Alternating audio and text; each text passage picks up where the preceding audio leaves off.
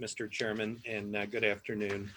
It's a great pleasure for me to be here today with Ambassador Gilmore and representing the United States of America and Secretary Pompeo as we begin this important conference. This year, we mark the 75th anniversary of the end of World War II, the 45th anniversary of the Helsinki Final Act, and the 30th anniversary of the Charter of Paris. Over this period, millions of people in our region realized their hopes for liberty, prosperity, and peace. As we look across the OSCE region today, however, we still see many places where these aspirations are far from being fulfilled. That is especially true in places where governments do not uphold their Helsinki commitments. The most egregious violation of sovereignty and territorial integrity within the OSCE area remains Russia's continued aggression in eastern Ukraine and the occupation of Crimea. Since 2014, the conflict has killed over 13,000 Ukrainian citizens and driven more than 1 million from their homes. Crimean Tatars, ethnic Ukrainians, and others opposed to the occupation still face cruel repression. Ukraine must remain at the top of our agenda. It's unacceptable that the Special Monitoring Mission faces daily repression, harassment, and restrictions, largely in the Russian-controlled areas. Nobody is deceived by Moscow's insistence that Ukraine is responsible for the conflict on its own territory. Russia's actions in Ukraine and elsewhere, its flagrant disregard for international law and for the OSCE's founding principles, have caused broad deterioration of European security across the continent. The United States calls upon Russia to implement fully its Minsk commitments. We will never recognize Russia's annexation of Crimea. Moscow's forces are also deployed in Moldova and Georgia without host nation consent. Russia's use of disinformation and other hybrid methods is an omnipresent challenge to all of our countries as Moscow seeks to undermine the democratic principles of other states. Meanwhile, at home, Moscow continues to violate the human rights and fundamental freedoms of its own people, including through recent efforts to clamp down on freedom of expression and expanding the scope of so-called foreign agent rules, rendering individual journalists vulnerable to designation and increasing censorship. But the challenges to the OSCE principles do not come exclusively from Russia.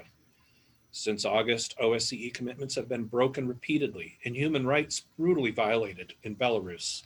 The widespread violations and abuses documented in the Moscow Mechanism report continue to this day. More than 100 political prisoners are detained in Belarus for exercising their rights and fundamental freedoms. The Moscow Mechanism report rightly called on Belarusian authorities to cease their crackdown and heed the demands of the Belarusian people for free and fair elections under independent observation. The authorities must release political prisoners, journalists, and all those unjustly detained. They must engage in meaningful dialogue with the Coordination Council and Belarusian civil society. Elsewhere in the OSCE region, we urge the governments of Armenia and Azerbaijan to resume their work with the Minsk Group co-chairs to reach a lasting and peaceful resolution of Nagorno-Karabakh. This dispute will not be resolved on the battlefield. We welcome the cessation of hostilities, but this is only a first step. Any enduring solution must be based upon the principles of the Helsinki Final Act.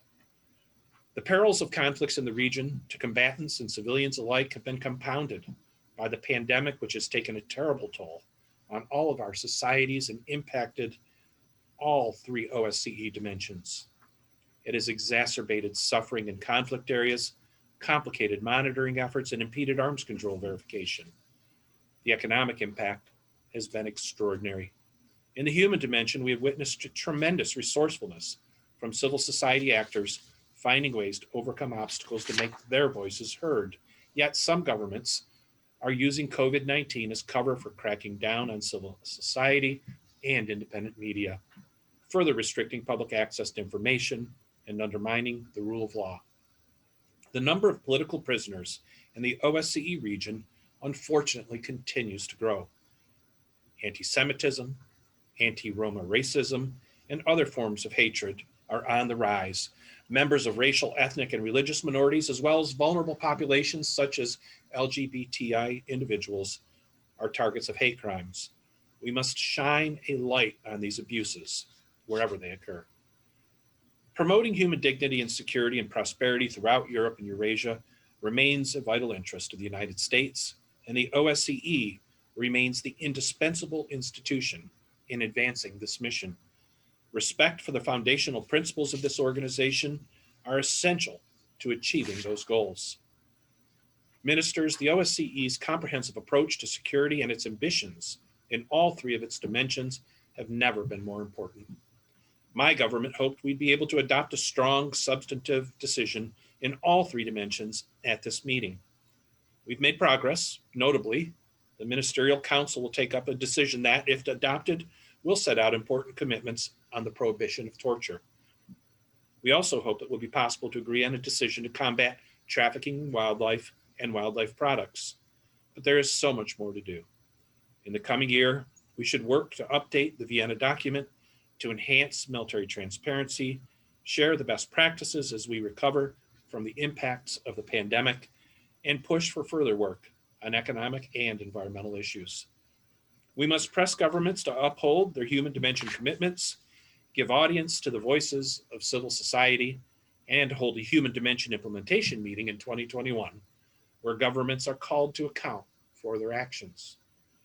I'm very pleased that we are poised to appoint a strong new slate of leaders at this Ministerial Council meeting to carry on the work, including the new Secretary General, my friend Helga Schmidt. The challenges we face demand strong leadership. The United States stands ready to support all of these leaders. We also congratulate North Macedonia on its pending selection as the OSCE chair for 2023, following Poland's chairmanship in 2022. Finally, let me give heartfelt thanks for the tremendous leadership of Prime Minister Edi Rama of Albania, for his principled leadership on behalf of Albania under extraordinarily difficult circumstances that have challenged all of the members of the OSCE.